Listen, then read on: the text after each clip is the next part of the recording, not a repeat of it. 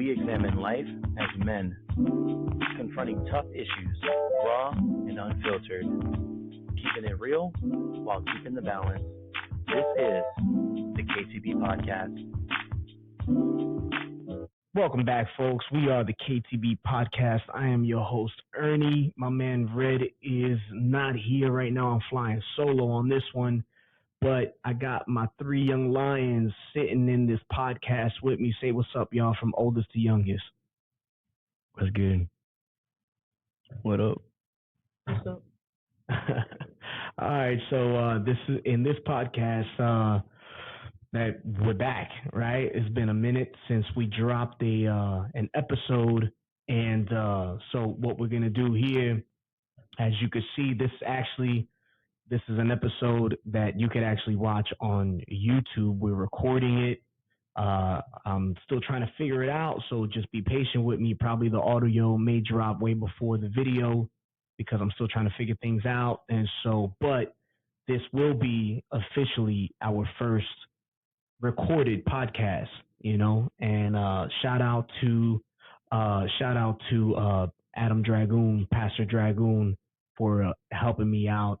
He's always been instrumental in putting me up on game when it comes to the podcast, because there's so many other things, there's so many different programs or applications that can be used that are that definitely come in handy when it comes to this stuff. And so he put me on to Riverside. If you don't know about Riverside and you are a podcaster, or if you're an aspiring podcaster, tell you what, you need to go and check it out, because that's definitely the truth. So shout out to Adam Dragoon, Pastor Dragoon.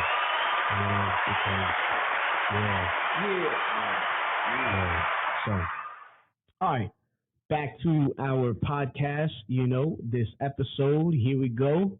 All right, and so first and foremost, I've never had these three young men on a podcast with me, except for Angelo, because Angelo was on the what is it? Parent thing? The parent one. Oh yeah. How not raise a knucklehead, but I think it was the traits. The traits, like personality traits. Okay. Am I messing up my kids? Yeah. That was the one. So Angela was on the Am I Messing Up My Kids podcast, which was pretty cool because we talked about different parenting traits. And so, but this one, as you can see, one out of the three is actually wearing some gear, you know? One out of the three is, okay, I see you. My man Victor is wearing his Dokime 2023 North Carolina Team BootCamp shirt. Yeah. Right? Committed from our youth, right? Is that what it says? Yeah. All right. And so he's got the ball cap on. So this year's Team BootCamp is the topic of discussion for tonight. And wait. Before we dive into it, let me just give a shout out to my man Thasm Gallery, Anthony Mortellaro. As you can see, as promised, we have the KTB painting in the background. Here we go for real, man. On display. Yeah. I made a promise to put that thing every single time that we record. And so we're in the new studio, so to speak, right? And I went ahead and moved it around so that it could be in the background. So shout out to Anthony. But back to it. Before we get started, just a disclaimer, and I'm speaking directly to my boys right now, just in case the audience is wondering. I'm speaking to my boys. Now, I know that we're about to discuss Team BootCamp and what went on and stuff like that. I need y'all not to look at me as dad right now. Right now, I'm just Ernie, the host of the KTB podcast, and you are my guests. So just keep that in mind. Whenever I'm asking you questions, I'm asking you as a host, and I'm gonna talk to you like a host. I'm not gonna talk to you like dad, you know. So breathe easy, all right? It's gonna be all right. Just don't do nothing dumb, because I'm gonna call you out on it. All right? Yeah. I like how you look at me like that. No, Papo. You're doing something dumb. Nah. So back to it. This year's 2023 Team BootCamp. Was it a hit or was it a hit, y'all? It was It was definitely a hit. It was a hit. It was a must. Yeah, it was a bop. It was a ball. All right, so let's see. What was your mindset? What is your mindset prior to going to Teen Boot Camp? Let them go. This is their first time, so I. Okay, yeah. So hold on, right? So Angelo, this was what your Fourth and last time. fourth year and your last year going to Teen Boot Camp. Victor and Adriel, it was y'all's first time going. Yes, sir. Yeah. All right. So Victor, Victor, let's go ahead and move that mic to my man Vic. All right, Vic. So I know that this was your first time. Not only that, but you were reluctant to go. Like you did not want to go. Is that right? Yeah. All right. So that sets the tone for what your mindset was. Go ahead and tell us a little bit about what you were thinking, what was going through your mind prior to going to this boot camp. Well, at first, I really didn't want to go because I was 12 and I just felt like there was no point of being there because I was going to be the youngest one. And so I came in there, I was just like, we're just going to do workouts and they're just going to punish us if we look at them. And after it ended, like, it wasn't just about that. Like, yeah, there was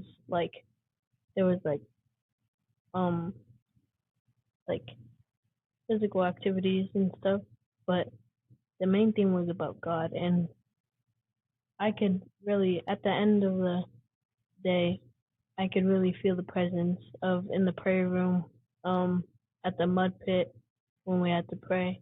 I could feel the presence of God being there for all of us. Like I sense His presence, and that really changed my mindset because I thought it was just gonna be terrible, but it was a fun time. We had to do fun activities, and it was fun, but involved God a lot, and that really changed my mindset because I didn't think it was gonna be about that. No doubt. I like that. That's good.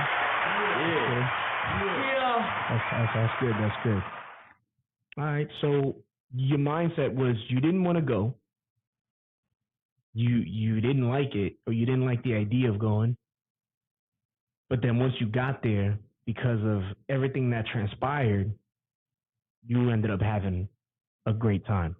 Yeah. A good time or a great time? A great time. Keep it real now. All right.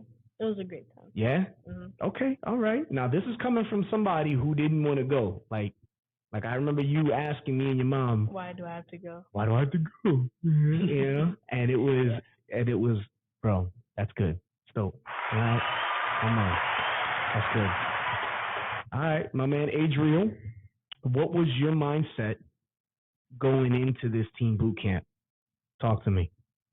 All right, so my mindset, well, first I wanted to go. I always I love and I enjoy a challenge. I thought it was going to be like physical activities weren't going to be that much of a problem for me. And, I just went in there like the mindset of, oh, I got to be tough. I got to show people that I'm not scared. Like people be like, why are you so serious? Like you're not scared at all, huh? And I'd be like, nah, just trying to be cool. Yeah, that was my mindset basically, was not to be scared, not to let anyone think that I'm scared. Even though it was my first time, that was the impression I was trying to give off.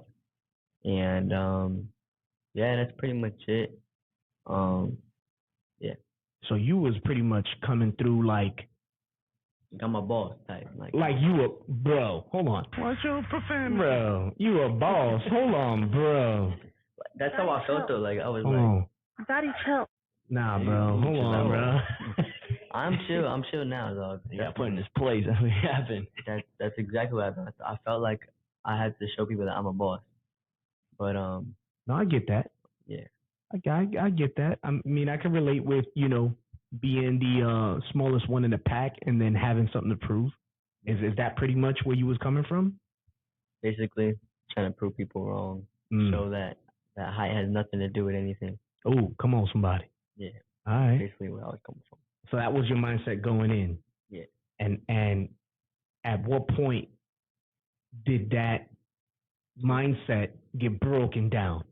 Not gonna lie, the first day, like when I first got there, they were waiting outside, and they were like just waiting, and I saw how serious they were. Like people that I know, like these are pastors that we knew, or some of them were, and I was like staring at them. And then when we had to jog in place, like the first thing, they yelled at us and everything, and we had to jog in place, and um a DI came up to me, and I was jogging, I was smiling. Hold on. A DI is a drill instructor. Yeah, drill instructor. And all of these drill instructors that are male are pastors within the fellowship. Yeah, that served in the military.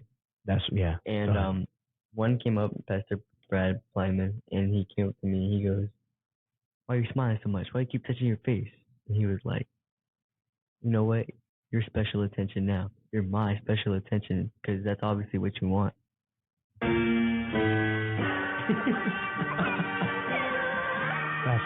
That's pretty much what was going through your mind. Every kid on that bus was like, here. When y'all was about to get off the bus. Yeah. This is probably what went through everybody's mind. Not me.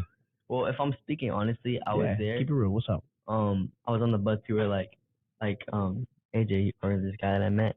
He tapped me. He was like, "You're not nervous? Are you too cool to be like scared?" Because he was like getting all hyped and everything, and I was standing there like this, like the blank expression, like motionless. Yeah, like if I was not scared. Oh yeah, you was trying to be a tough guy. Yeah, basically. And well, when we first got out, and he said that to me, it made me think, and I was like, I don't want to be special attention, you know. And them yelling in my face showed me who was actually boss. Yeah. Bro. That was wrong. You weren't boss. Yeah, I won't boss. But all right. Yeah, that's where. Okay, so that was your mindset going in, and that's when it got broken. Pretty much the moment that you got off that bus.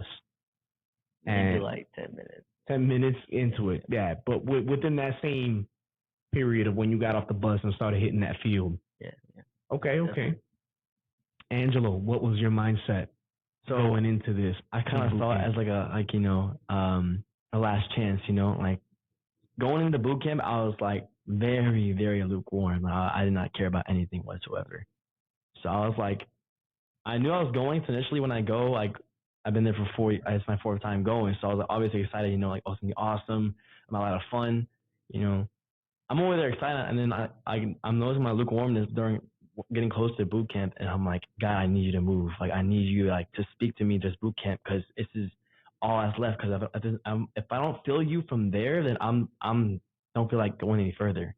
So I was like, this is like last ditch effort, to feel some, like, to get like got something godly in my life, So I was like begging like for him to move, and he did. So okay, so when you went in, your thought process was pretty much, I'm just trying to understand what you're saying is you knew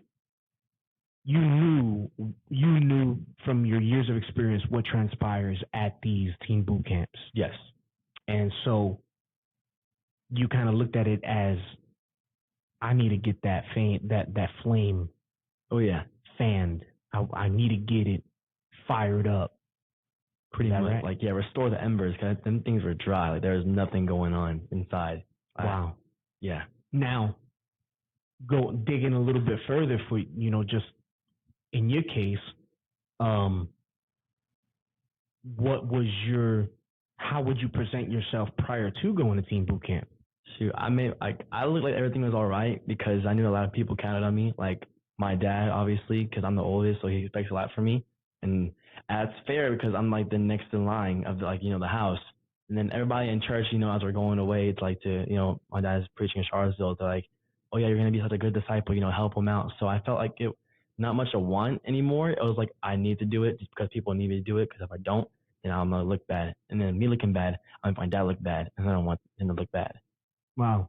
Okay. So you naturally carry that burden on your shoulders as the one to represent. Yeah. For your dad and for your family. Mm-hmm. Wow, that's interesting. And so because of that, on the outside, you show yourself as everything was cool. Yeah, I was like not super spiritual, but I made like okay, I'm cool, you know. I mean, cause like I felt not really. I wasn't like backsliding, you know, like bad. Like obviously, knew I had conviction and everything, and whenever I acted on something, I didn't give into that. You know, I let conviction help me out, but it was very very small, like not even a lot. So pretty much you living a Christian life as an 18-year-old, you're pretty much saying that you have your moral boundaries. Yeah. That you know where your moral line is, Mm-hmm. right? You know clearly what's right from wrong, right?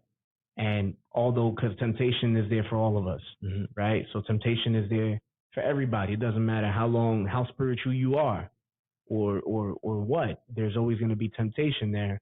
Now, those that are spiritually stronger are able to just deflect that, you know, any of those temptations.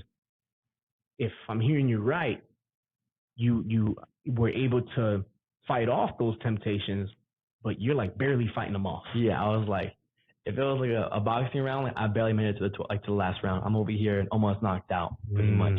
Okay, and that was your condition going into this. Yes.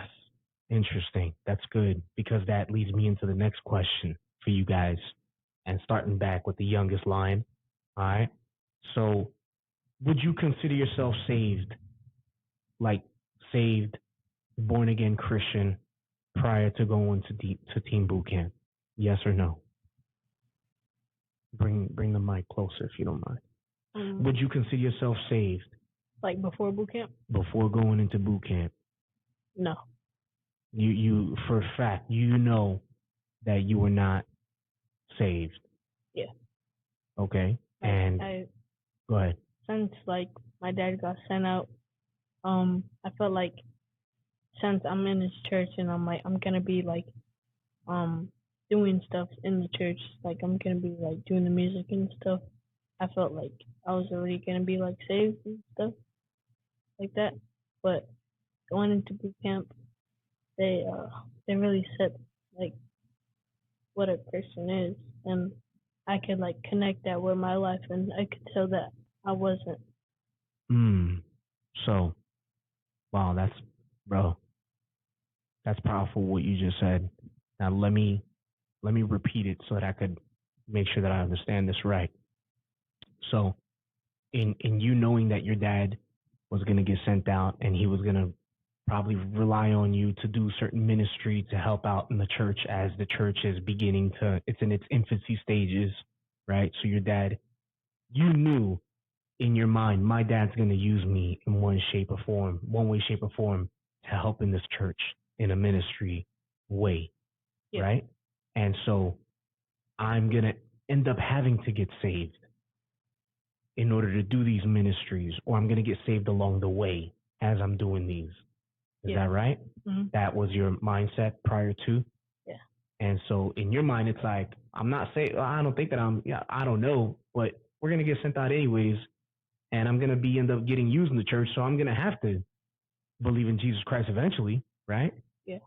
But when you got to Team Boot Camp, you saw that they set a certain standard for what salvation really is. Is that right? Is that what you're trying to say? Yeah. That they set a stand, and then based off those standards, or based off what you saw, you realized, man, I'm not saved. Yeah. Is that right? Yeah, I connected like with the salvation and compared it to my life, and I could just tell by just looking that I wasn't right. Now, let me go a little bit deeper with you, or a little bit further.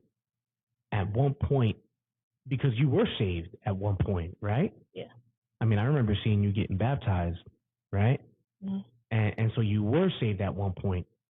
At what? Now that you can reflect back, this is just man to man, you know, just keep it real. At what point did you realize that you lost your salvation? When school was about to end. When you went into middle school, right? Yeah. Because this last year was your first year in middle school, right? Yeah. Okay. And I just I looked back, and I was hanging out with the wrong crowds. I was doing bad stuff that I'm not supposed to do. And yeah, So that's when you pretty much realize what, because of the influence that you were around, that you kind of gave into that.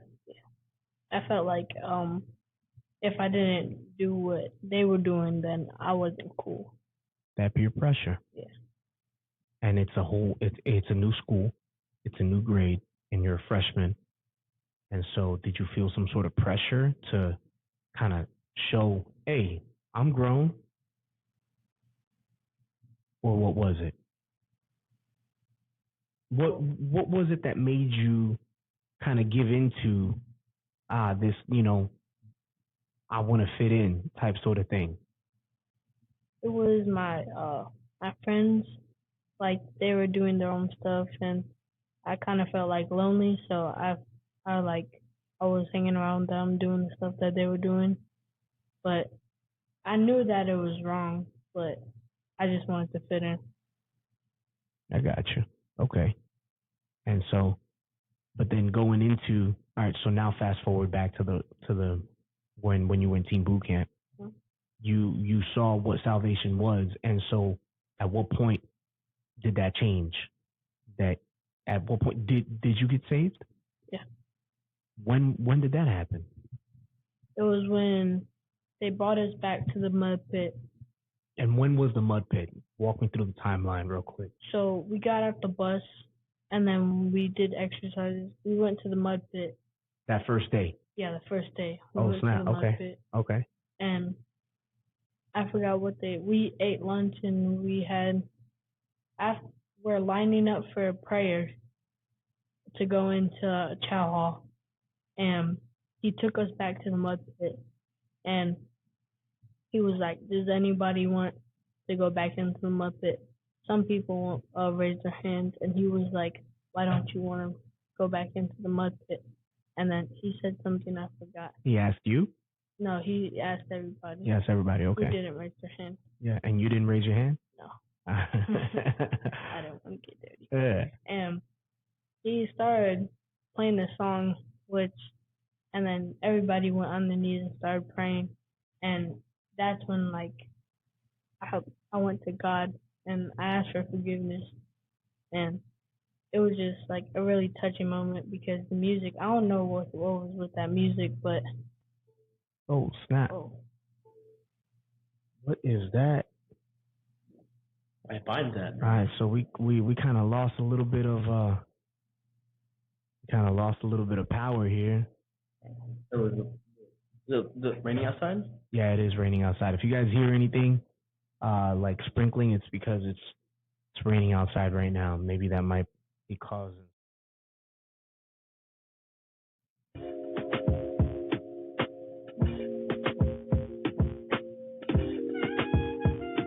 All right. After a brief little break, we are back, and we got interrupted by some technical difficulties. You know what's crazy is that the moment that you started talking about Jesus moving, it's like the light started flickering. It was like the devil wanted to interrupt that little conversation that me and you was having, bro. It was crazy. Yeah. And so, but we're back. So let's continue running with it. All right. And so back to where we left off. You knelt down, and that's where you received salvation. That's when you received salvation. Yeah. Right? Mm-hmm. I know y'all heard that. Yeah. I don't know if the audience heard that, but there's some serious thunderstorming going on Just like flicker right up in these mountains right now, yo. Lord Jesus, help us. And so that's when so that was the first day. Yeah. That was the first day. And you knelt down and you asked God to forgive you. Now, did anybody pray with you, or is this something that it was just between you and God? It was something just between me and God. Okay. And as the days progressed, as the days progressed and like went um as the days and we kept on praying, um it was just more powerful as each day went by. God was just moving in every person's life. Like you could feel it in the prayer room when everyone was praying, when they're speaking in tongues. You really could just feel it, and that even it like it felt like a power in my body. Like felt like I was kind of unstoppable. All right. Bless you. All right, man. That's deep right there. All right. So Adriel, um, Can you repeat the question? what would you consider yourself saved prior to boot camp? No, No? Straight up. Like, no. nah. Okay. You weren't saved, and did you get saved during team boot camp? Yeah, I did. Okay. At what point? Same thing with him the first day. So basically, it was the first day, and after like a lot of thinking and stuff, and that we was just talking about, like when he was playing the song, we were by the mud pit. Like I really felt like convicted, and I was like, this is something special. Like it's not anything like you would experience on a regular day, and just like the presence of everybody. And when we actually had service that night is when I got saved. Um, but throughout the week, Oh my gosh. I felt myself like basically. I felt like I remember I tripped. I felt and I slipped like a curse word. Because it hurt. And The first day? second day. The second day. Second day. And You slipped. yeah, I almost said it, but in my mind I said it, and I was like, "Yo, there's something wrong with me." So again, I think it was in the morning. I I got right, and yeah. So, oh my gosh. All right, and we are back from our second break. Um, Apologies for that. We're having a severe storm out here, and so lightning struck somewhere, and we lost power. So uh, I don't know how this is gonna look as far as editing goes on YouTube. I'll do my best to kind of sew it in together, but um, and I'm hoping that the sound, like I have no idea how this is gonna turn out. I'm not gonna lie, but I want y'all to tell your story. You know, I think that it's really important uh for our audience. You know, a lot of our audience are adults, but also teenagers, and so they listen to this podcast or have heard listen to some of the episodes that we put out, and so I think you guys giving your take on this year's Team Boot Camp is essential. Yeah, I think that it's really important, and I'm very interested in hearing how God met with you guys in your own way. And so, Adriel, we had left off with you, right? And we had left off with when you got saved, which was the first day, right? And then the second day, you said that you slipped and you busted your toe. Yeah, so I tripped and I hurt my toe, and like I was about to say a curse word, but I said it in my head, and I was like, "There's something still wrong with me. I gotta get it right." So that same morning, um, I repented again. Yeah. Oh, so that's what I wanted to ask you. So in that second time, did somebody lead you to prayer, or it was just between you and God? Like you knew what to say to Him. The second time I did, but the first time, someone led me in prayer. Yeah? Yeah, Who? it was a counselor. I was like I was like my knee, like I was kneeling down. I was praying, and it was a guy. He put his hand on my back. Said, "Do you want to pray?" I said yes, and so he started praying for like, but out loud, so multiple people can repeat like the prayer he was saying. Okay. And then that's when I did. Yeah. Wow. All right. Powerful, man. Yeah. That's dope right there. So now, same question that I asked Vic. At what point? Because you were saved at one point, Correct. or were you? I was. You was. Okay. Walk us through. Backtrack. Right. Let's go back in time a little bit, and walk me through. At what point you felt like, yeah, I'm not saved. Okay, so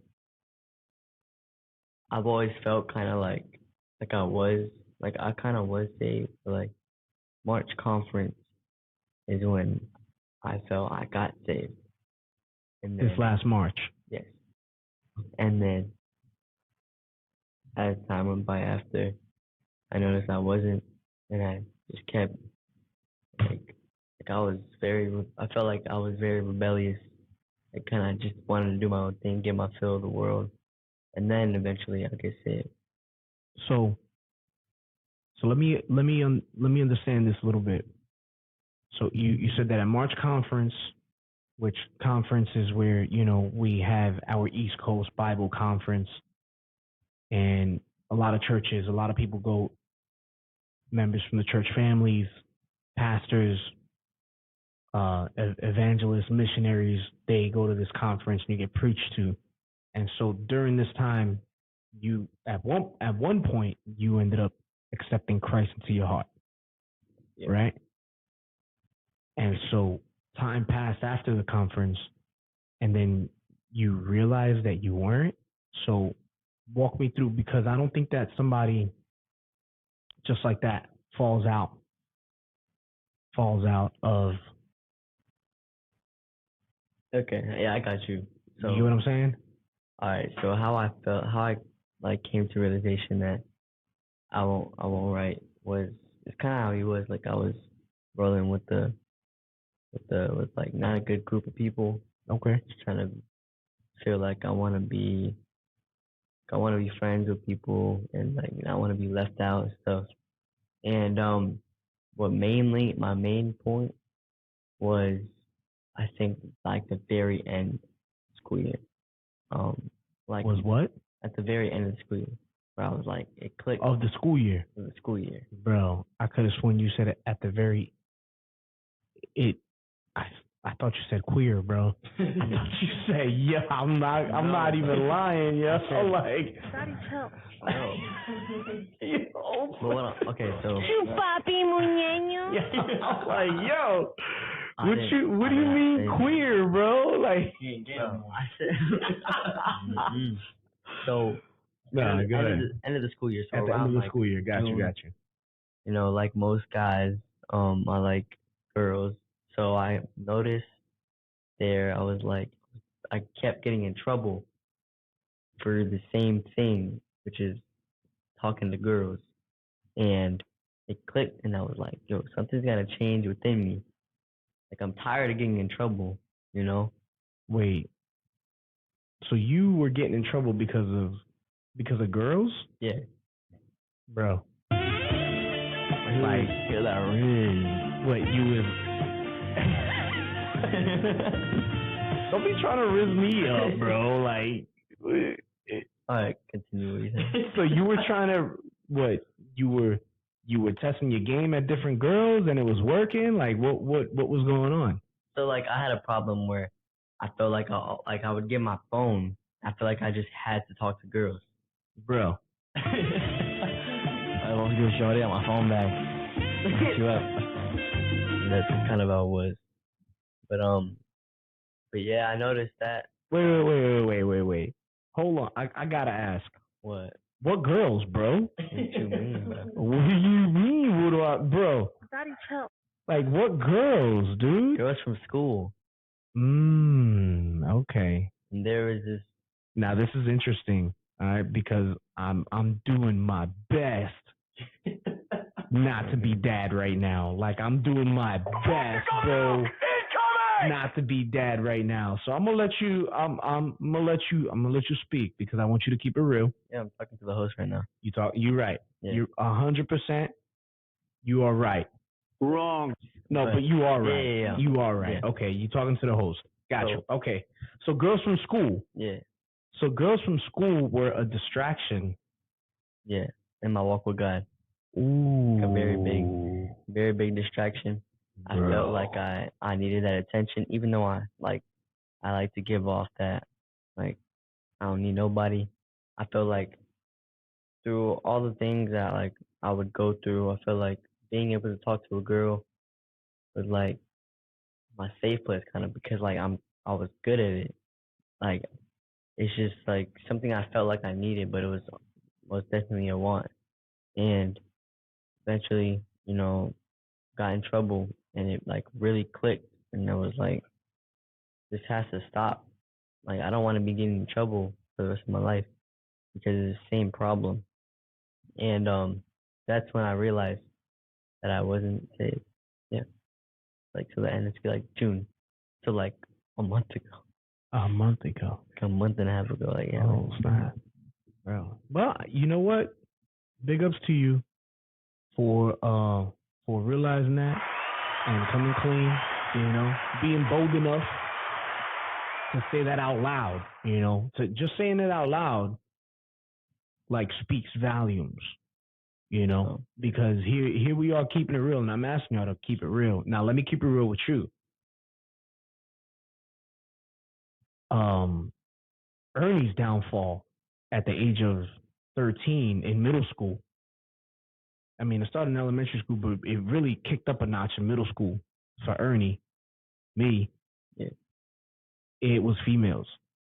100% was my downfall. And anybody that's listening to this that knew me from back then could be like, yeah, homeboy was a player. A player. Homeboy was he thought he was it. The boss.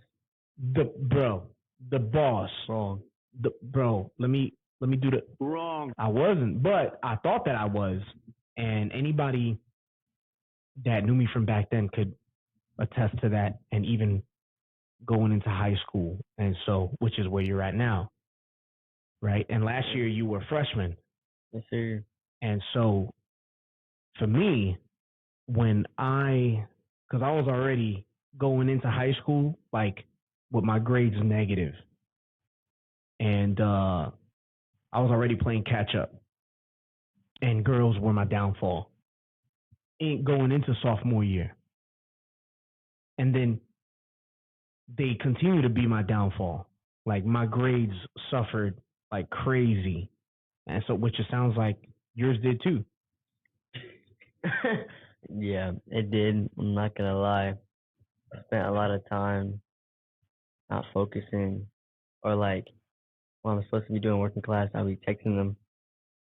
That was a big thing, or even skipping classes. But yeah, to talk to Wrong.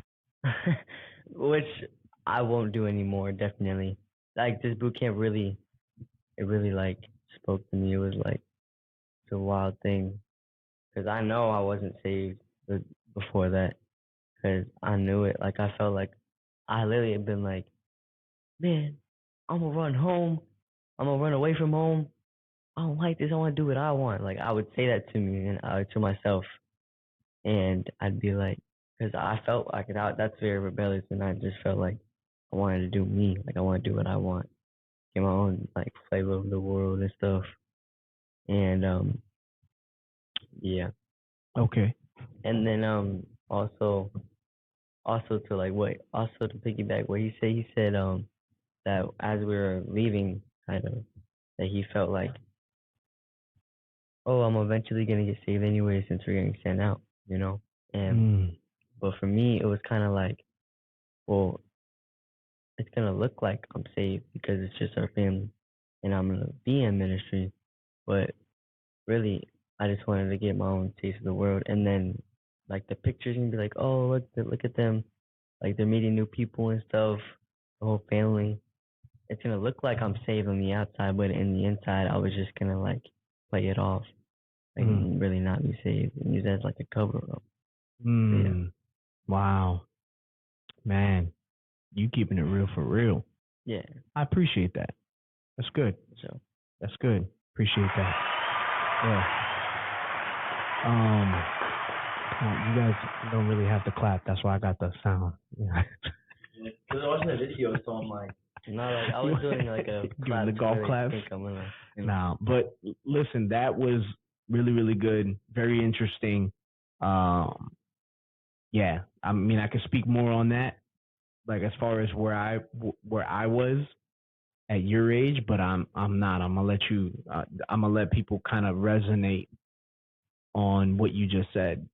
Because I think that it's really important on you being transparent enough to show that you were playing the part, but you really wasn't in the inside. You really wasn't who you were showing that you were. And it wasn't up until you went to this team boot camp thing that you had a come to Jesus moment, which is you answered the question. So I'm gonna let people kind of chew on that for a little bit. Or all right, let's move on to my man Angelo. All right, so same question to you, big bro. All right, would you consider yourself? And you kind of spoke on this a little bit prior to you answer this question, right? But let's go ahead and hit it real quick. Would you consider yourself saved prior to boot camp? No. Right, and it's because you said that you were lukewarm. Very. Right. All right. So at same thing as your younger brothers, at one point you were saved though. So when did you lose that salvation? I don't know, because it's kind of hard to explain, because like after the school year ended, and also like I was a little fired up during the Pioneer Rally that Jacksonville had, but then I quickly lost that flame. Really? Yeah. Okay. Quickly lost that, because same thing with Adriel, girls, and trying to figure out how to to explain it, bro. But okay, look, I'm not trying to make excuses, but I went through a really tough time, because whenever I tried to look for love, it didn't really turn out well. So I use that kind of excuse, I wanted girls to like me, because whenever I tried to like a girl, they didn't want me, and it was kind of on me for pulling the trigger too fast, or not pulling the trigger. But and then I'm like, and then I started to talk to girls to see if I can get them, like, if they like me. Okay. And so you were playing the field, just kind of like flirting where you could, just to kind of see what kind of feedback you would get. So I was very insecure, because does no one like me then? If this person, like, I really like this person, does that mean like I will never find like love ever? And I was just kind of like naive that excuse, Hold on, bro. Hold on, man. Hold on. Because, and I'm not saying this like I'm Ernie, the host, right? And so Ernie, the host, like me as a man, like looking at you as a grown man, like I could legit say, like, no homo, but you're kind of sexy, bro. You know what I'm saying? Like, bro, chill. Hold on. All right, hold on. No. But for real, like you are a good looking dude. Like you're tall, you're fit. You got the square jaw. You got the facial features. You're a little goofy, but you are good looking. And you're you're a nice guy. A nice guy, but not a good man. That was me. Bro, my gosh, bro. Tactical nuke incoming! Bro, that bomb that you just dropped. I'm gonna need you to say that one more time, bro. A nice guy, but not a good man, bro. That's deep. That's deep. Because you were a nice guy, but not a good man. Yeah. Okay, this is why that what you just said is so deep, because I believe that there's a lot of guys out there that believe that they're nice guys. Mm-hmm. That they're nice guys. Like why don't girls like gravitate to me. I'm so nice. I think I'm too nice. But you're looking at you're looking at superficial. Mm-hmm. Guys like that look at the superficial, and what you really should be looking at is the root of what is a nice guy. And you just hit it. Like you just straight dug down and said and grabbed that main root and said, it's not a good man. And a good man is what? A good man is a man who cares, who provides, and doesn't have to say that he's a man. He just proves it by his actions. You can tell a man's a man. You can tell a man's a man because how he carries himself. He's not all, oh, look at me, look at me, look at me, look at me. It's about what can I do to help others, pretty much. What can I do to help? What can I do to like, not really like, not like, what can I do to make sure I look good in certain places? It's like more like they look good because of their actions, not because they want to look good. Right. It's something, so looking good is the product of being a good man, like somebody that provides, somebody that has character, right? Somebody that has integrity, right? Somebody who does the right thing when nobody else is looking. That's integrity. That's something that a good man, a quality, a trait that a good man should have. And ladies, if you're out there and you're listening to this, maybe this nugget that just came out, maybe you never realized this, but could you be investing time in a nice guy instead of a good man, right? And is who you're giving your time to someone that you can trust? Somebody like that's number one right there, because without trust you have nothing.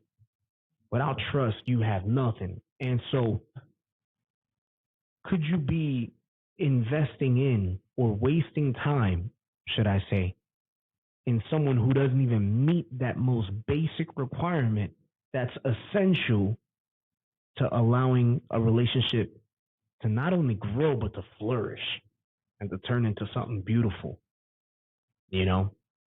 And so, I just wanted to leave that right there, along with a couple of other things. But go ahead, bro.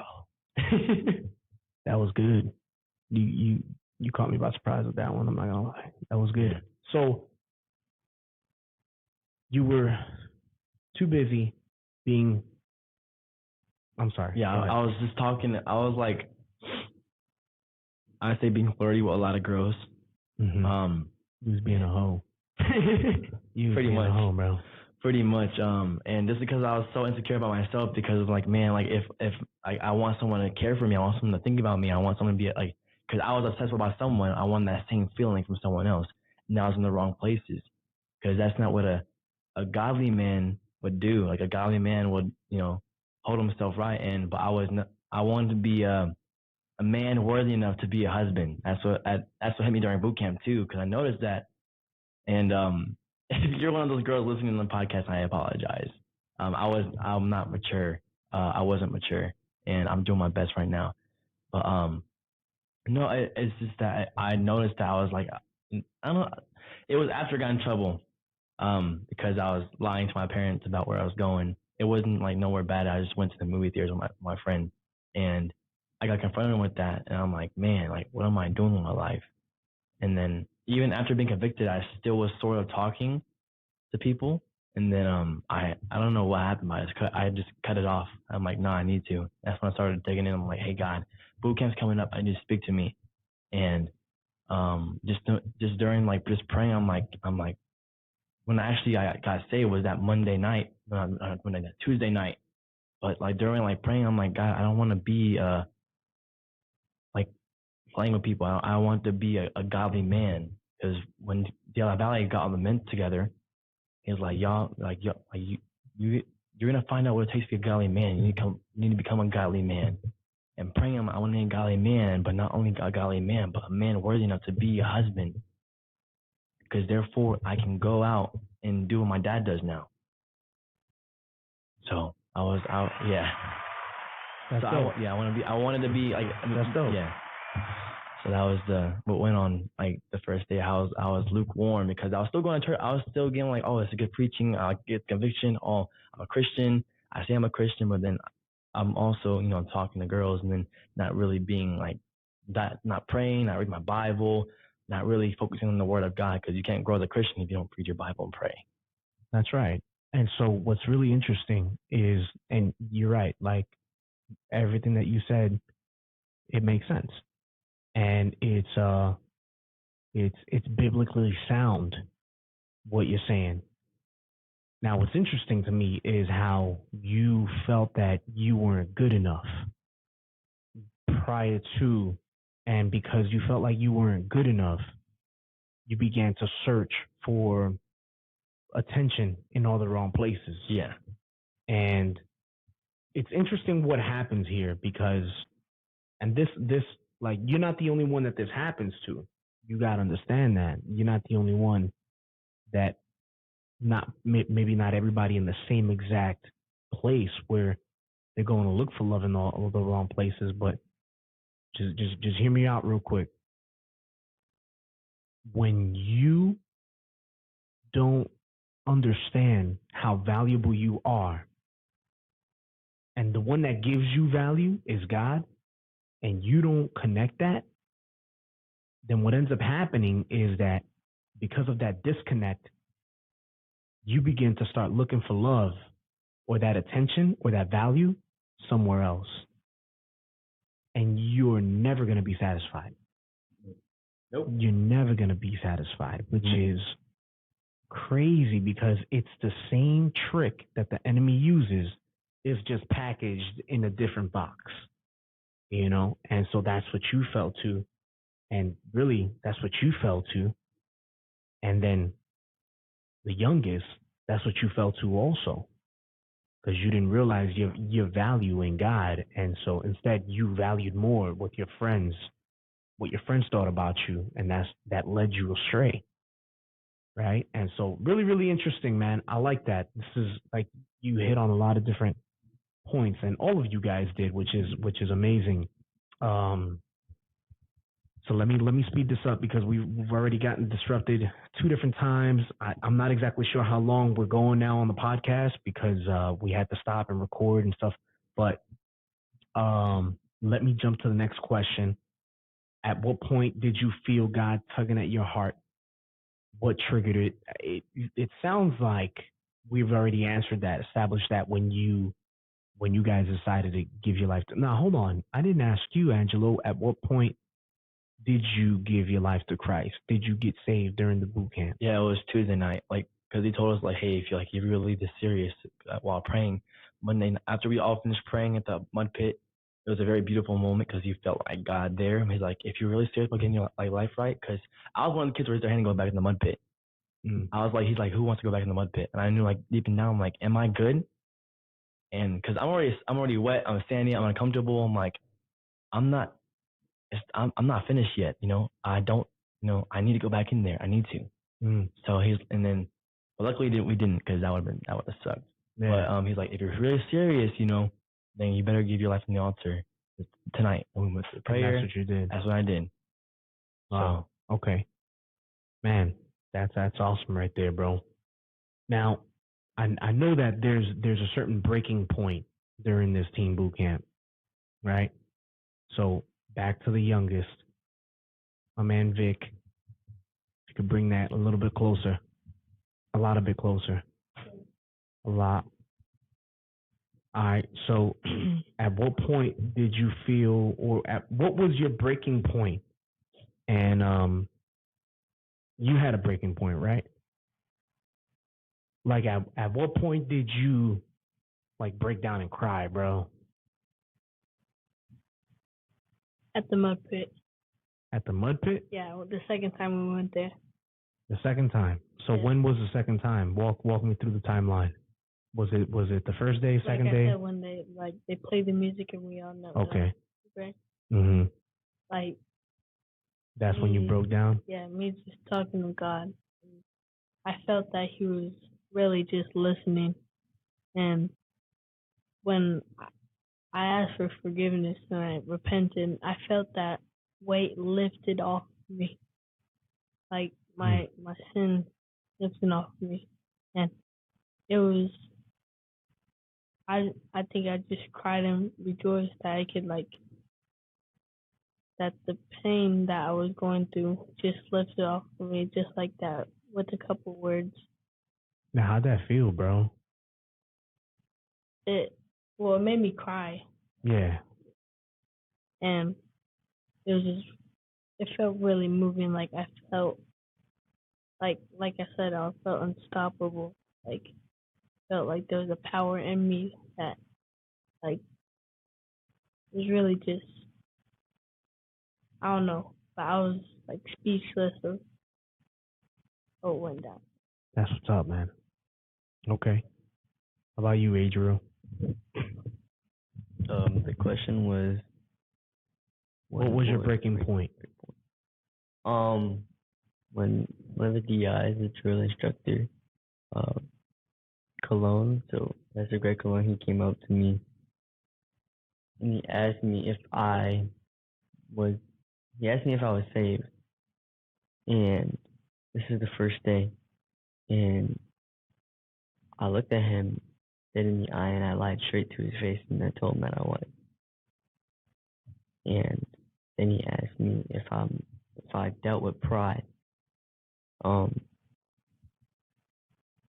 If I dealt with pride, and I was like, in my heart, I was like, nah, I don't deal with that. And he was like, you ever feel like, you ever notice that you don't want help from people, or that you struggle asking for help, or do you think that you're always trying to prove people wrong? And I was like, yeah. He was like, you know how Lucifer got cast out of heaven? He was like, pride is the lead of all sin.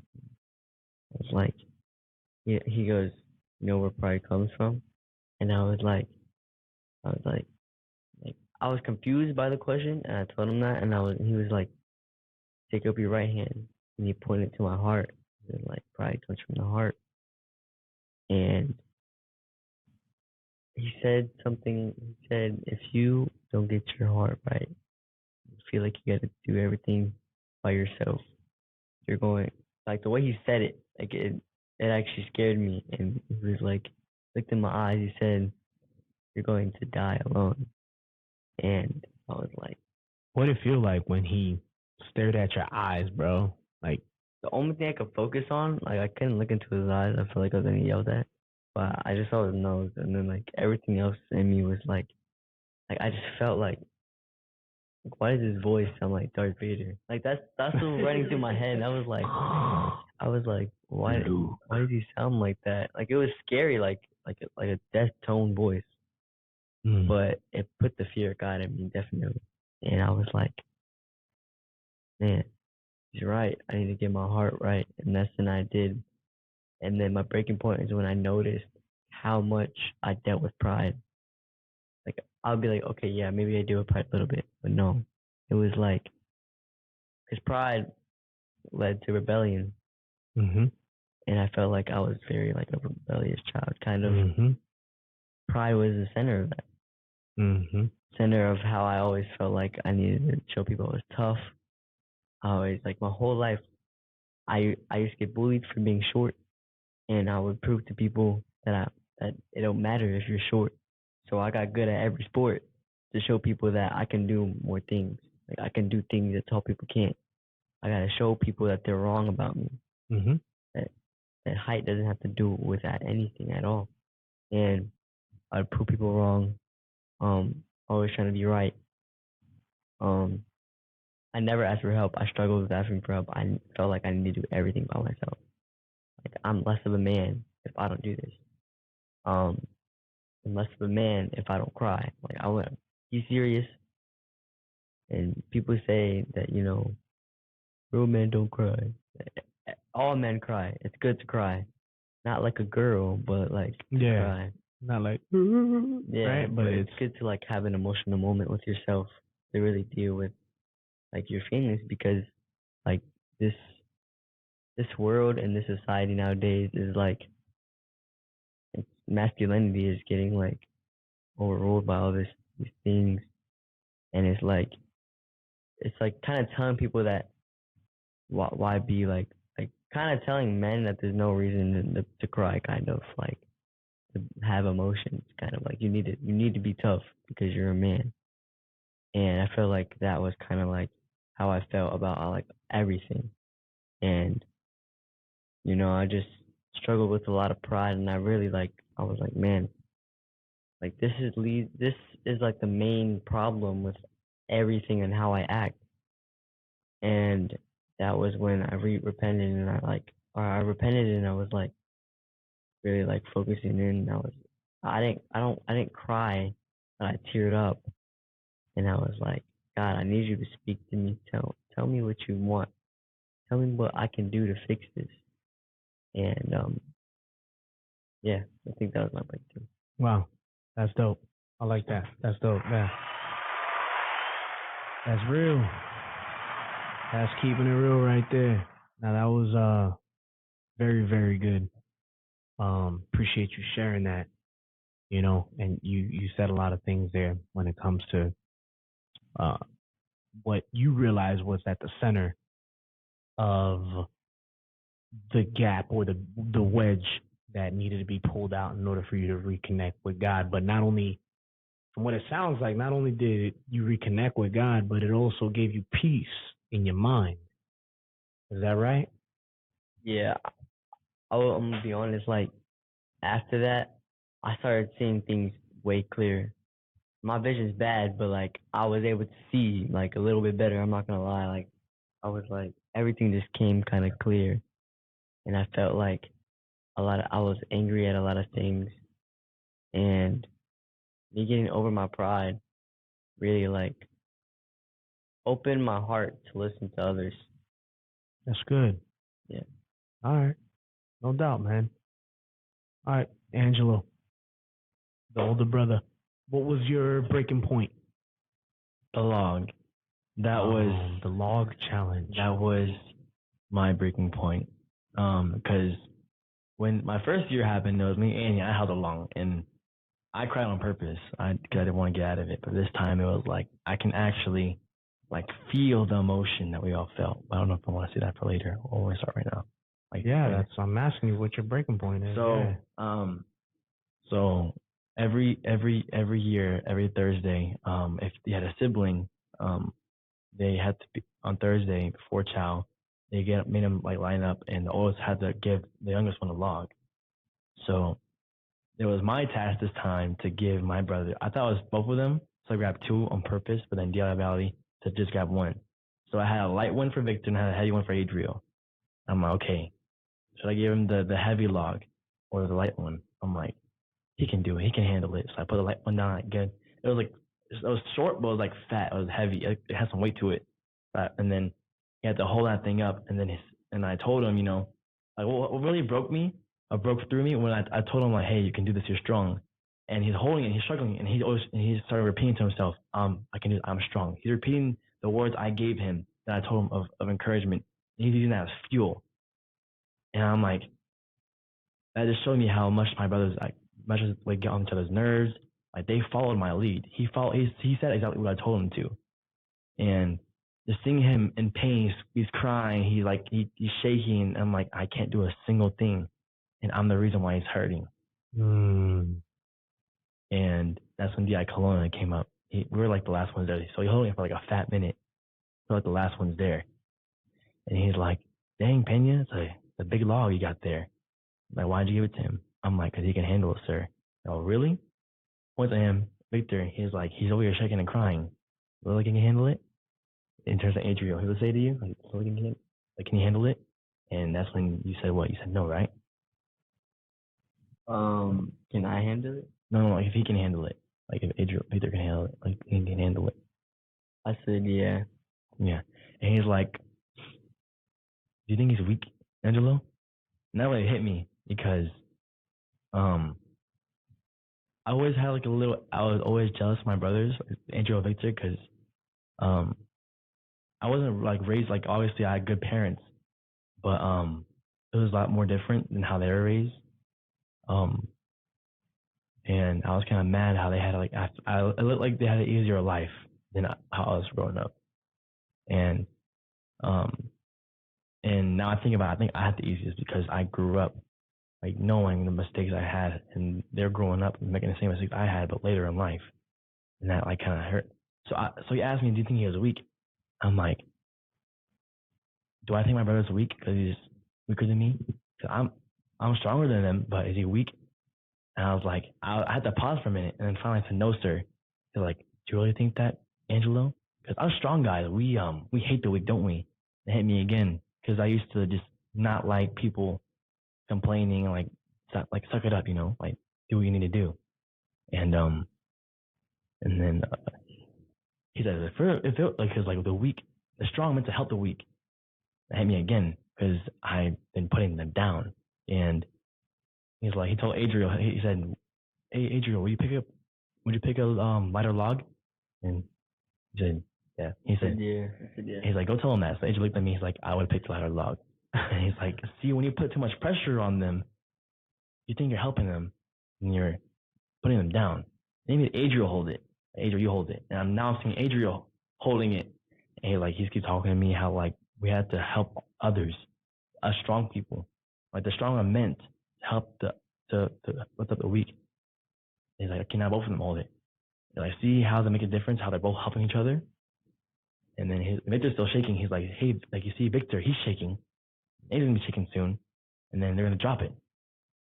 He's like, if you instead of putting them down, you help up, then you would help and make a world of difference. He's like, "Go put your finger under the log and push it up." I put one finger, push it up. He's like, "Hey boys, how do I feel?" And I just feel like, how big is the difference of that? And they're like, "That's a huge difference." So all you did was put your finger One finger underneath the log that they're both holding. Did that help, boys? Yeah, it did. It made a big difference than when it first was. Yeah. Because holding that thing straight out, it's like no, you can't bend it. It's straight out. So and your arms are like straight up like that. Yeah. So you definitely felt the strain, even though y'all was both holding the log now, helping each other out. You guys were already smoked. Your arms were smoked pretty much. Well, right? I didn't hold it for as long as he did. Like he held it for a long time. Like I was holding it for like maybe 5 minutes, and it started to burn. And all I could think about is, man, he just held this for like 20 minutes. And I was like, and that clicked me. I was like, man, this dude's strong. Really strong. Dang, bro, to hear your brother, man. Yeah. Give you props like that, baby boy. All right. Yeah. And like so back to you. You ended up. He said, if you put your finger underneath the log and lift it up, makes a world of a difference, and it did. And that's just clicked how much pressure I put on my like, y'all should do this. You had it easy, and like I was putting them down. I held them to a higher standard, and they're not there. They can't handle my standard yet because they're not me. Mm-hmm. I was raised differently. They were raised differently. We're all different in our own unique ways. And right now, I'm the strong one, so I have to be able to help instead of putting them down. Because how I used to think is if you put too much, much pressure, put pressure on the coal, it turns to a diamond, right? Right. Pretty much. That's how diamonds are formed. They're formed under extreme pressure. And that's how some people are. Like some people are formed under extreme pressure. Like me, I was formed under pressure. Like under pressure to become better, I became better. But and that does have its pros and cons. But how I put too much pressure, they weren't ready yet for that pressure. In my opinion, at a young age and that much pressure I gave into them, it was more intense than anybody did to me. And I noticed that how much I've been a bad brother, that I put too much pressure on them. And if I would have just uplifted them during their problems, uplifted them during when they got in trouble, if I would have just done that, it would have made a world of difference for them. And I can't take that back what I did, but I'm here now. And so that was your breaking point. That was my break. Like when he told us to hug, I broke down crying. I was like in tears. Was that the first time that you cried during that thing? Yes. And that was the first time that you genuinely cried compared to the rest of the other boot camps that you went to. Yeah. Wow. And how'd that make you react? I felt like, I don't know, like when we hugged, like I teared up. But I think it went away. I didn't burst out in tears. Like I don't know why, but I feel like that moment was very emotional, but that like I've kind of forced myself so much not to cry, like thinking that makes me more of a man, that it was like genuinely hard for me to start sobbing in tears. Mm. But it was very emotional for you, though. Very emotional, like seeing my brother struggle and not being able to do anything about it, like just hits different. And how about you, Victor? How that hugging portion? Um, when I saw Papa and he was saying stuff, and he was saying like he's such a bad brother, it just made me cry because he's saying that he was such a bad brother, but he's helped us, his younger brothers, so much that I don't know how we could ever pay him. So I said something though, and we like hugged it out for. What would you say, man? Can you do you mind sharing, or is it too embarrassing? It's not that embarrassing. I said it's not your fault. It's mostly our fault. We like put you through so much pressure, and like I would never trade you for anyone else because you're such a good brother.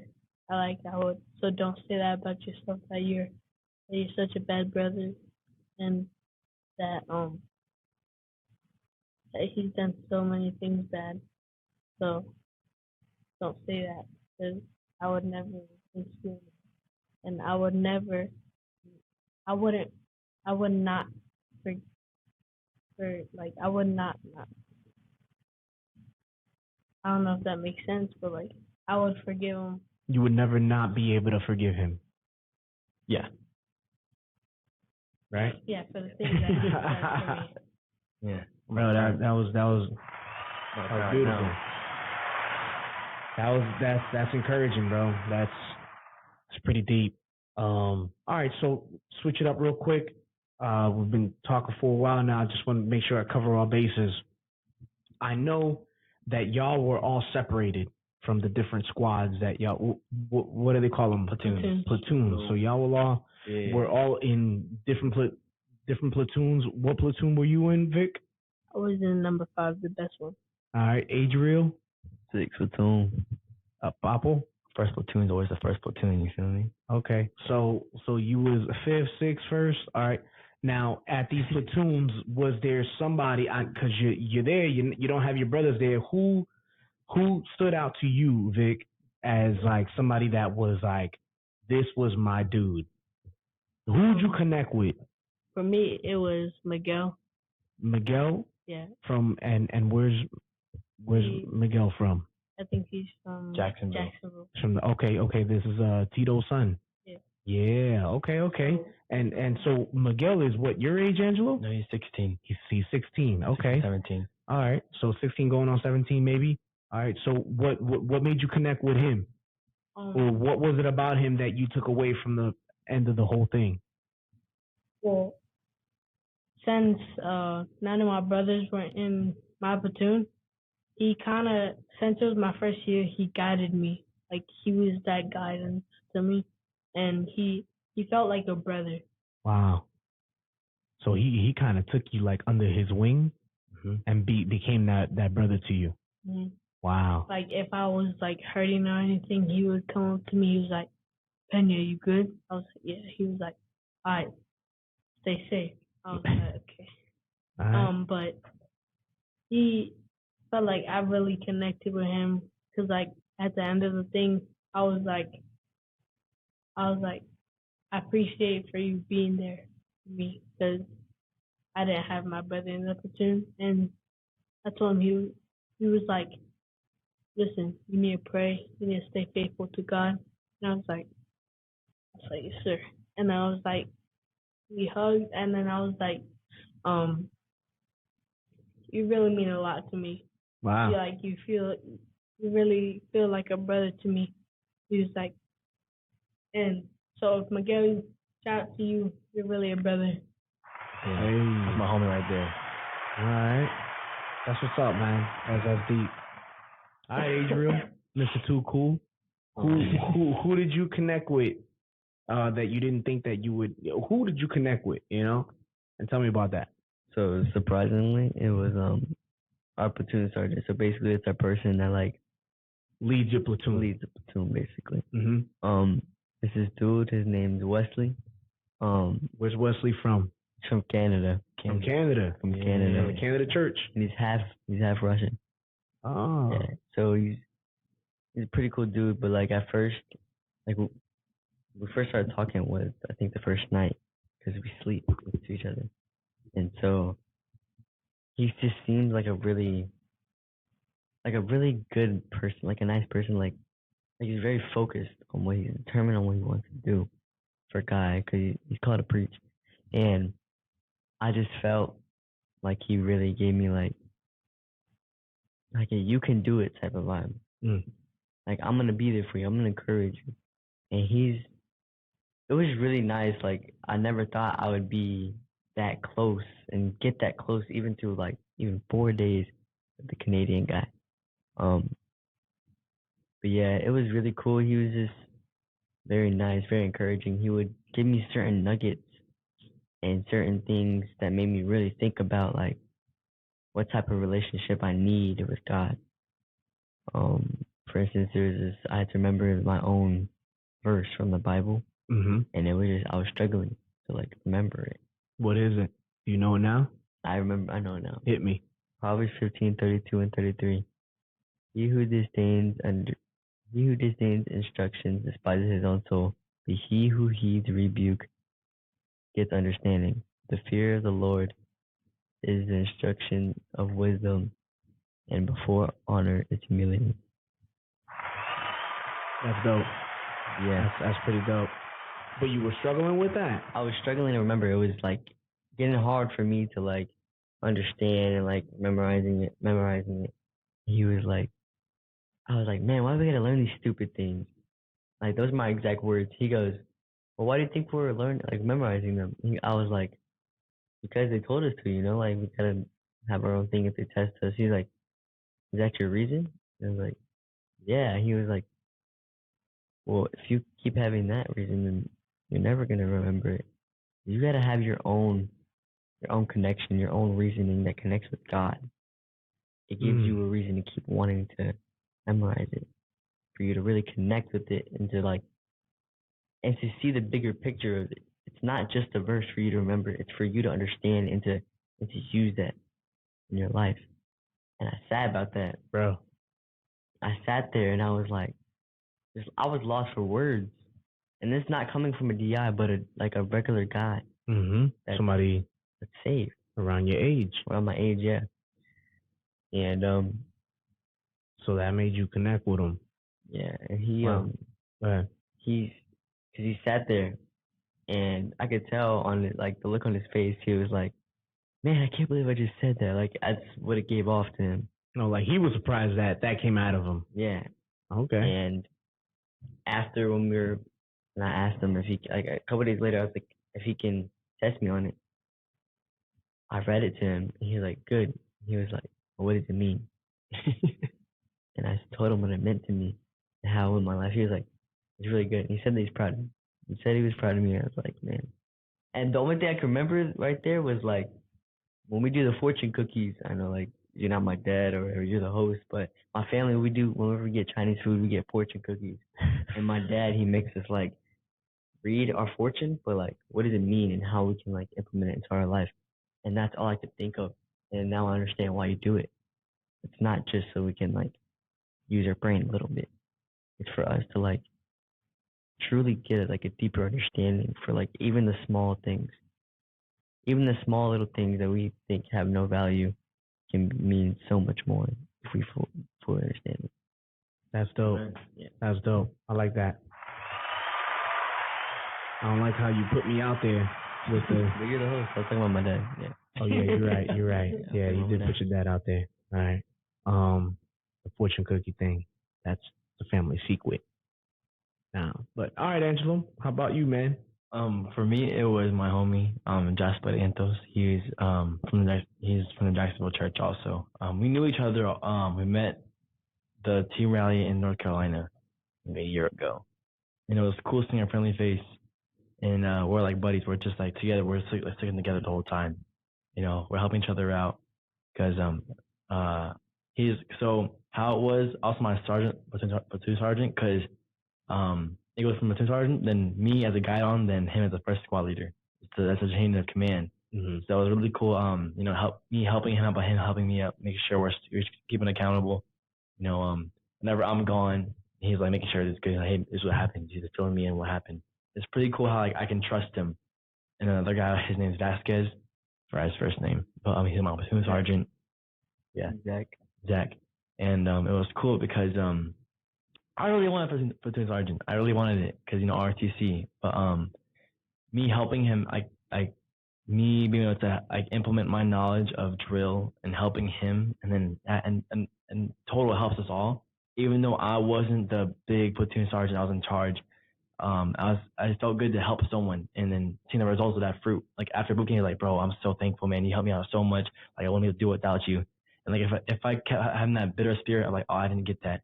And so I'm like, no, let me help him and let me implement the knowledge I know. Because what's the point of hiding knowledge if it's not going to benefit the whole team? And that's good. That's really good. So yeah. And then also Adriel, mini Adriel, his name's Gabe, and he might be he's just like Adriel. His name is Gabe Flores. He's also from the Jacksonville church. He's like a little brother to me. He's smiling so much for Adriel. Really funny dude. So that's cool. That's cool. Yeah. Thank you. Clap it out. That was good. I guess my last question is, could you honestly say that God is real? And if yes, how did he show himself real to you in this boot camp? Starting with you, Vic. Could you honestly say that God is real? Like without a doubt in your mind, God is real. Yes, God is real. Okay. How did he show himself real to you? How did he show himself real to you during this boot camp? Well, it started in, I would say, the second day in the prayer room. Mm-hmm. Because after the first night, everybody was on fire. And I was on fire for God. And we went to prayer after dinner, and you could just feel the presence of God in there, touching everybody speaking in tongues, praying loud. Like, we couldn't even hear the DIs. Like unashamed. Yeah. Just going in, talking to God. Yeah, nobody cared. Nobody cared who was next to them. Nobody cared if they're going to be made fun of. They just did not care. They were just speaking in tongues like no one was watching. Mm-hmm. And you could just like really feel the presence. I felt the presence. I was speaking in tongues. I was like, you could just, everybody was moved. And yeah. Okay. And that's where you feel like he made himself real to you. Yeah. Okay. All right. I like that. That's good. That's real good because, one of the things that you touched on is, people were just worshiping God without being ashamed. And that's really big for teenagers because, who you show yourself you are to people is big. People, you guys' age, in your age range, show your appearance is everything. And so that's really, really big that everybody was just kind of worshiping God freely without even caring, unashamed, right? As long as you connect with God, and that's where you feel like God came down and touched you, which is good. It's good. All right. Okay, so I had a couple ones, but I'll name like two that are like that spoke to me most. So first one would be when one of the girls in our platoon, she had passed out from heat exhaustion, and before we went to eat, I think our platoon was waiting outside, and we were all praying, like out loud, not caring about a thing.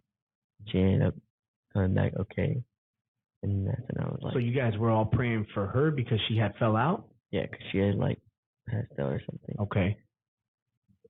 And that was like, I was like, that's crazy. And then another one was the my DI, Greg Cologne, like my person DI, like for our platoon. He would speak a lot of words of encouragement, but he would speak. Sometimes he said he's proud of us. And when we were doing this thing called the relay race, like it's where you have to like run and find a baton inside under the mud, the water. Right. And so he said, "You better not look at me after that if you did not give it your all." And so in my mind, I was like, I cannot quit. I have to give it my all. I will not walk out of here saying that I cannot do it. I'm giving my all. And when I felt like my arms were giving out, I was losing hope. I couldn't find it. I felt I had no more strength in me. I just felt like a rush of like adrenaline, kind of like I just kept going.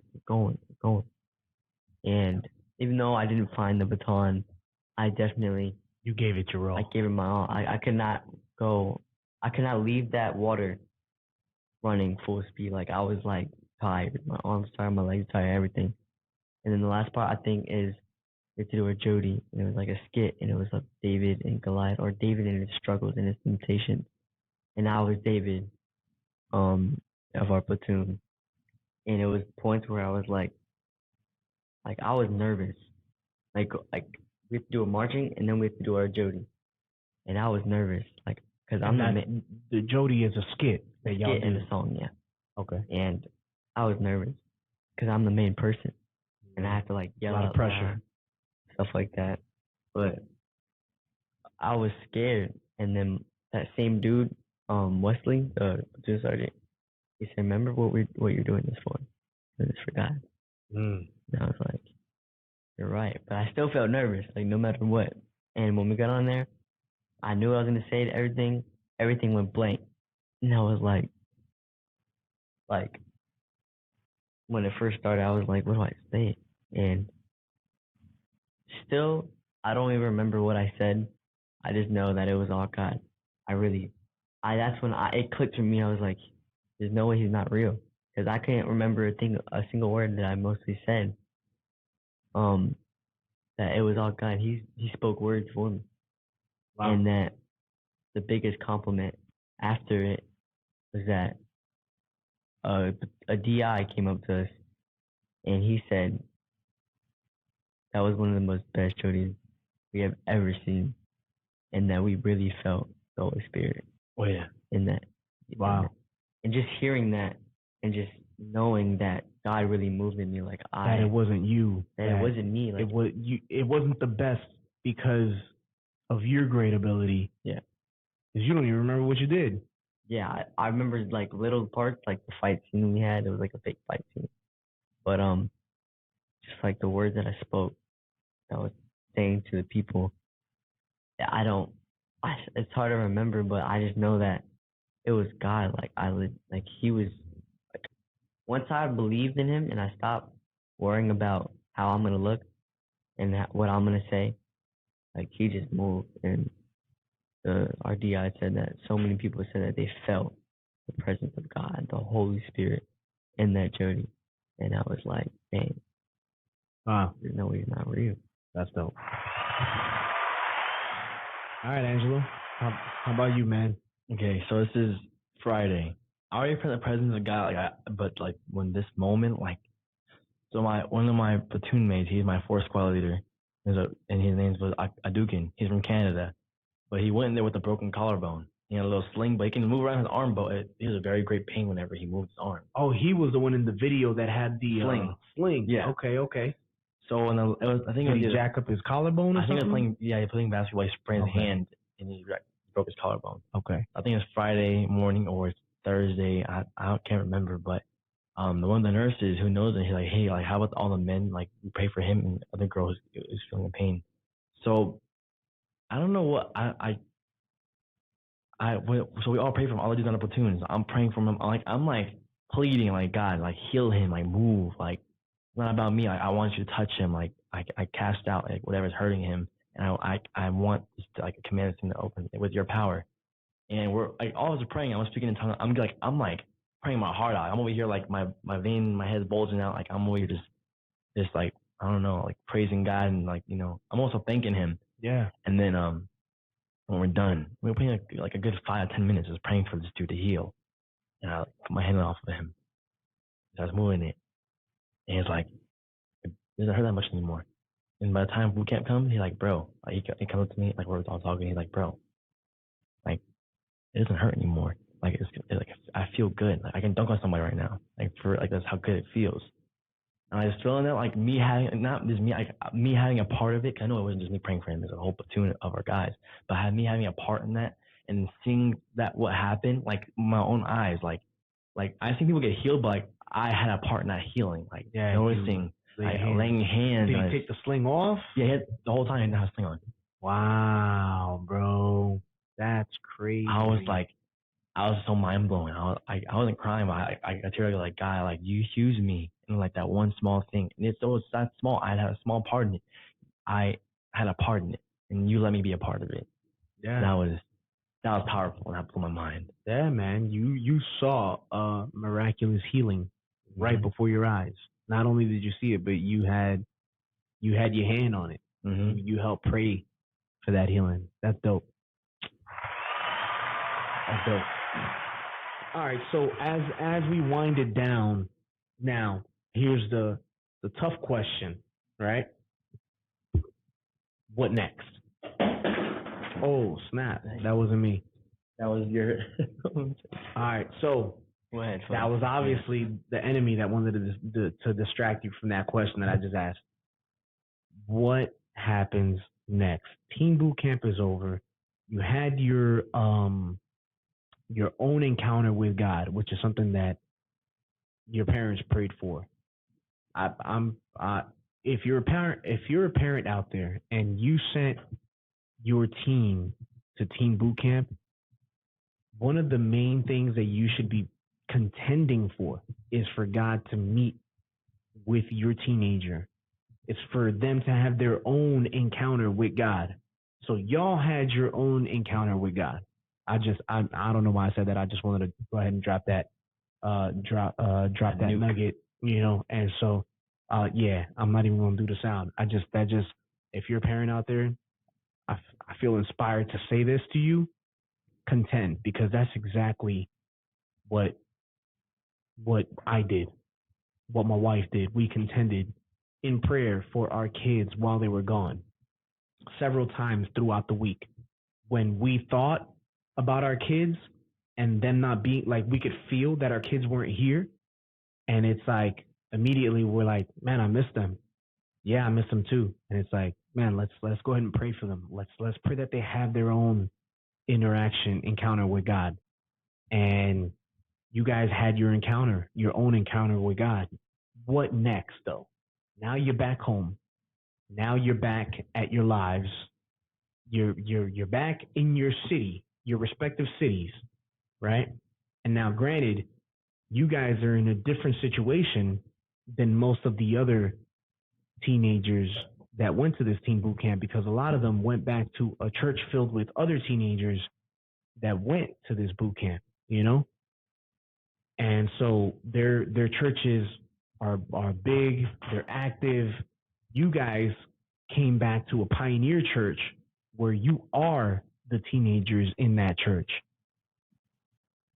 What next? What are you, how can you keep, in your own way, how can you keep whatever encounter happened, how can you keep that alive? Go ahead, Vic. Or you want to start with the oldest? All right. Let's do it backwards this time. So, one thing that I want to keep is my discipline, because they taught us not to stay still. That's a big thing, discipline. And I kind of faltered a bit. Coming back, I got too comfortable. And that's one of the things I don't want to be is too comfortable. So one thing I can do is hey, every morning wake up, start off in prayer. And I didn't brush my teeth. I was start off in prayer with my hot breath, but just dive into my words and asking. Start my heart. But I just dive into my word, and I'm I need this. Ask me to man up because I'm being lazy. So not the hot breath, bro. I have to, because if I don't, then I won't. If you don't, yeah. So I have to start off in that. So that's today when I woke up, I just started praying. Even when you're gone, you weren't there. Hey, just pray, guys. I know I haven't. I've been kind of lazy every now and then, but I want to get just prayer. I want to start going outreach more. I want to street preach whenever we can, whenever as soon as possible. I want to man up to help me to the point where I can actually provide. And get married one day. That's really a long time from now, but work my way up to I had to throw it in there. No. But you're right. So now I got a job. Yeah. I've been praying for it, and God moved in that way when I was at boot camp. But I'm just contending for these things, and I have to get off my butt and stop being a bum. So my dad told me all the time. So no doubt. Yes. All right, my man. All right, I'm gonna keep this short because I know I like to talk a lot. But I'm just keep it real. What's up? What next? How are you gonna keep that fire burning? So one thing that I know is that the last sermon we heard was about how you're gonna keep the fire. What are you gonna do? And I know I wrote a lot of notes on that one. And one thing I'm gonna look over those notes to remind me. Okay. I'm gonna find different things to remind me of things. I'm gonna remember those verses I learned and stuff. I'm gonna keep reading the Bible and praying, which is what I've been doing every morning. Just trying to like you said, keep discipline. We learned that, and self-control. Self-control goes a long way. Just realizing what's right and wrong, doing what's right. And that's one thing I would definitely. Those are things I would definitely do. And trying to be a weapon in my dad's arsenal, a tool in his shack. Just trying to be there for him as our family's going through this season of being newly into pioneering. Just really trying to help him out, be with him. I have a shoulder, not shoulder to cry on, but a right hand or a left hand, if someone pushes, I'm gonna swing, that's where I'm at, just wanting to be there for him, be able to help through anything. Outreach is really trying to instead of witnessing, really trying to dig in deep, trying to get someone to pray, because our lives are not promised tomorrow, and there's definitely people out there struggling, probably going through worse than what we have. Yeah, that's pretty much it. No doubt. All right, to the young cub. It's already a struggle, huh? Yeah. But talk to me. Talk to the audience. What are you striving for? What are you willing to commit yourself to, so you don't lose what you gained during that last week? I would say anything that God is telling me to do. Okay. Say, he wants me to go street preaching. He wants me to give my testimony. I'll do that. In one of the sermons, it was being disciplined. I wanted to discipline myself to not fall back into my old ways. All right. So what's God asking you to do now? What do you feel God is wanting you to do now? I feel like he's asking me to just help my dad with his church, and just being there, a faithful like disciple, like me being like instead of me being like just doing my own thing, not really caring for a new church. I want to be like a right hand man, like trying to do everything as trying to do everything right, like trying to do things that's right, do things that um that praise God. Like I want to help as like I want to help them. Like I want to help my dad, and All right. Did you learn any memory verses? yeah, Is there one that you like the most? Spit it. it was my Spit it. personal. All right. Ephesians 14. Oh no, it's Proverbs 14:5. A faithful witness does not lie, but a false witness will utter lies. Okay. What's that mean to you?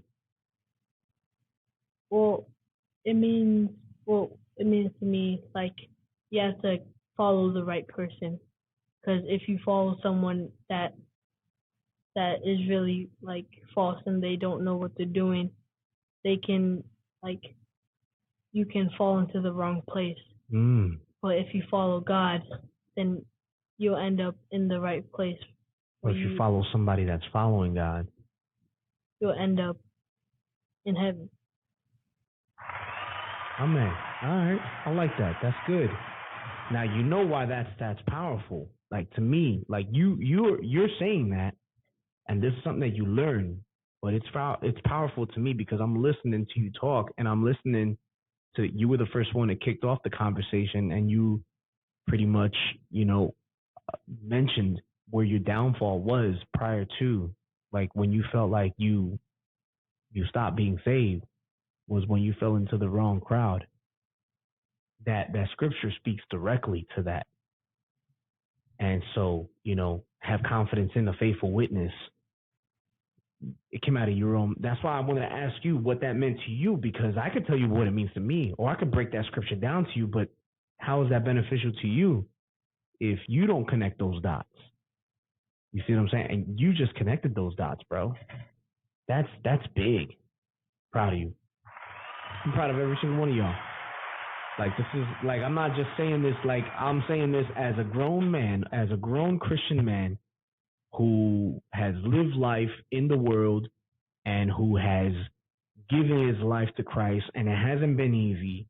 We've weathered the storms, and just seeing the young men that are sitting across from me and hearing what God is doing, it's like I can't help but to sit here real proud, And so, would you guys recommend the Team BootCamp to anybody else? Yes. Yeah. Well, this is my last year. I wish I can go again, but I think this year's been a really good send off for me, and I'll definitely come back as a counselor. So I want to see how God can move in other kids' lives. But if you can go, you better go because you're gonna need it. Because if I didn't go to this boot camp, I'll probably be lost in the world. But I thank God for me being able to go, having that availability. Right. What's up, Vic? When I went to boot camp, like you said, I was like, I didn't want to go, but after like me talking and stuff, it really changed my life. So anyone who's available to go, you need to go because you really see God move in other people's lives, and God can move in your life. If you go, then like you really have you. Even if you don't want to go, like, and your parents force you to, they're doing you something right because you can really like pick some things off of boot camp that is worthy. That's what's up. Chico? I think I said this before, but it's nothing you've ever experienced before. This is not something you're not gonna find in a regular boot camp, say like for the military, it's not the same thing. Yeah, it's not. It's not something you deal with in school, in a club, in a sport. It's not the same thing. Like it's on a different level. In a club, you mean like a sports club? Yeah, sports club, not like an actual club. Yeah, I got you. But definitely, it's an amazing experience. It changed me so much. I feel like my parents noticed too. Like if my mom would be like, like if I slip up of the way I'm talking, like I'll start talking like if I'm not safe, not like I try being ghetto kind of, Like my mom would be like, "Yo, where'd the other dude go?" And then my mom like, "Yeah, but I gotta stay focused. Like I gotta stay locked in." It's definitely like something I would recommend. It's a crazy experience. No doubt. That's good. That's all good stuff. Well, ladies and gentlemen, I believe that we have gotten everything that we could from this podcast, from these young lions over here that ended up speaking, and you guys heard it. And you know what? Let me just say this, because there may be some teenagers out there. Maybe you are saved, right? You are saved and born again, and you've never gone to one of these teen boot camps. Got you. Check. All good. You know what? If you found your own way to fan that flame, more power to you. But please, please, please, do not knock anybody down that is going just because you didn't go. And I'm saying that because it's real. I'm just keeping it real. I know that there are others, other teenagers that may not have gone, "Oh, I don't need it." All right, cool. Hey, more power to you. I pray that you're able to tap into whatever the teams that did go or that do go to these things. I pray that you're able to tap into that same kind of fierce fire that these youth tap into and that they brought back. But one of the things that you can't deny is that God met them in these teen boot camps. And so it would be good, to encourage, to lift up, to be like, man, they came back fired up. I mean, I know that that's something that you're gonna miss, Angelo, because this was your last one. So next year you're gonna end up seeing your little bros going, and you're gonna be like, man, I can't go, Yeah. But you need and so at the same time, whenever they do come back, it's like, and be encouraged by that, because you know what? Somebody being happy is contagious. Oh yeah. Somebody sending out good vibes, that's contagious. You got no choice but to accept that. Not only accept it, but run with it, help elevate that. So I just want to throw it out there. This has been very, very good, very productive. I pray that I'm able to stitch this together, because this is too good of an episode not to publish. All right, for the crowd. So, I thank you, each and every one of you guys, for being patient and staying throughout this whole thing. And with that being said, KTB out. Peace.